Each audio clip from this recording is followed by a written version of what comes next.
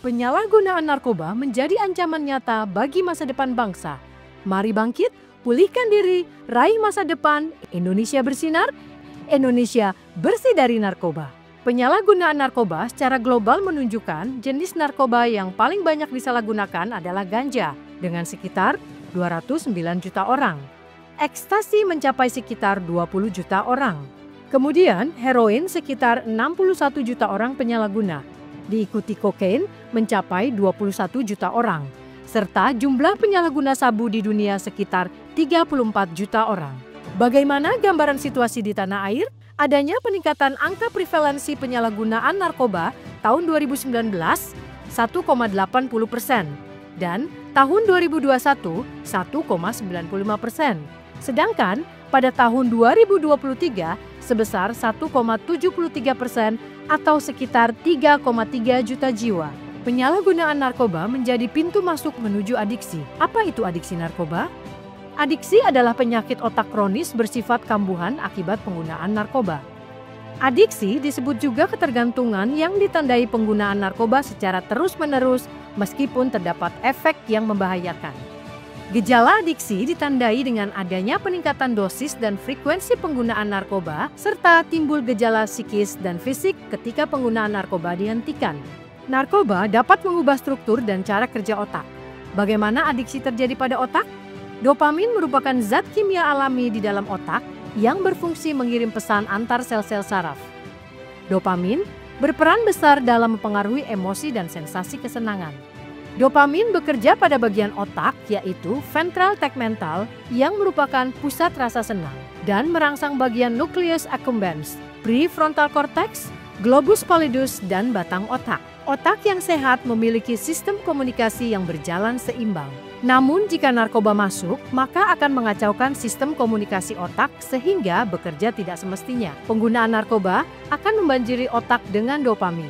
Produksi dopamin alami menjadi berkurang sehingga tubuh membutuhkan narkoba terus-menerus untuk mendapatkan rasa nikmat yang dihasilkan dopamin. Bagian otak prefrontal dirusak oleh narkoba sehingga mengganggu fungsi pengambilan keputusan. Bagian otak globus pallidus merekam dan menyimpan memori sensasi penggunaan narkoba, sehingga dapat menyebabkan ketergantungan bagi penyalahguna narkoba. Penggunaan narkoba menyebabkan penurunan fungsi otak, gangguan perilaku, hingga kerusakan organ. Bagaimana dampak buruk penggunaan narkoba? Penggunaan narkoba jenis ganja menyebabkan gangguan pada fungsi otak, amotivasional, mengalami kecemasan, halusinasi, dan paranoid. Dampak buruk penggunaan sabu atau metamfetamin menyebabkan gangguan pada fungsi otak berupa gangguan pola tidur, perubahan suasana hati, kecemasan, depresi, paranoid, dan halusinasi. Pada fungsi fisik, stroke, kerusakan gigi, peningkatan tekanan darah, dan denyut jantung atau serangan jantung. Kerusakan hati atau sirosis, kerusakan fungsi pernafasan, kerusakan fungsi ginjal, dan disfungsi seksual. Penggunaan heroin menyebabkan dampak buruk pada gangguan fungsi otak, yaitu kesulitan konsentrasi, apatis, dan pupil menyempit. Sedangkan gangguan pada fisik berupa rasa nyeri pada seluruh tubuh, mual, muntah, kerusakan hati atau sirosis, HIV/AIDS apabila menggunakan dengan jarum suntik yang tidak steril, hingga kematian karena overdosis.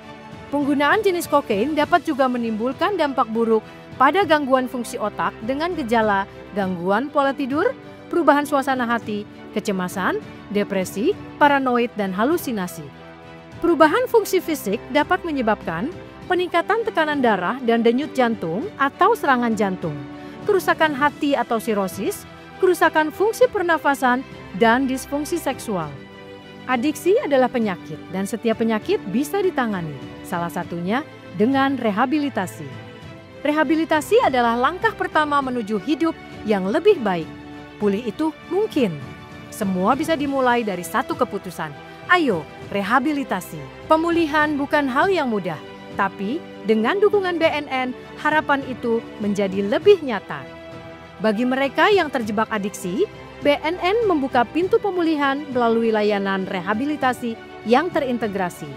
Proses rehabilitasi dimulai dengan penerimaan awal, pendaftaran, dilanjutkan dengan screening dan assessment, serta evaluasi fisik dan psikososial untuk memahami kondisi setiap klien secara menyeluruh.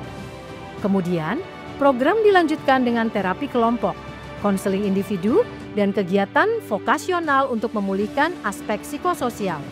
Dengan pendekatan biopsikososial, BNN memastikan pemulihan berjalan menyeluruh. Salam sehat tanpa narkoba. Saya Martinus Hukom, Kepala Badan Narkotika Nasional Republik Indonesia, mengajak seluruh lapisan masyarakat Indonesia untuk bersinergi dan berkolaborasi bersama BNN dalam upaya pencegahan dan pemberantasan penyalahgunaan dan peredaran gelap narkotika. Dan kepada siapa saja yang saat ini masih terjebak dalam candu narkoba, segera laporkan diri ke institusi penerimaan wajib lapor terdekat untuk mendapatkan layanan rehabilitasi gratis. BNN siap membantu Anda. Harapan untuk hidup lebih baik itu ada. Mari bangkit, pulihkan diri, raih masa depan yang lebih baik. Salam Indonesia bersinar, bersih dari narkoba.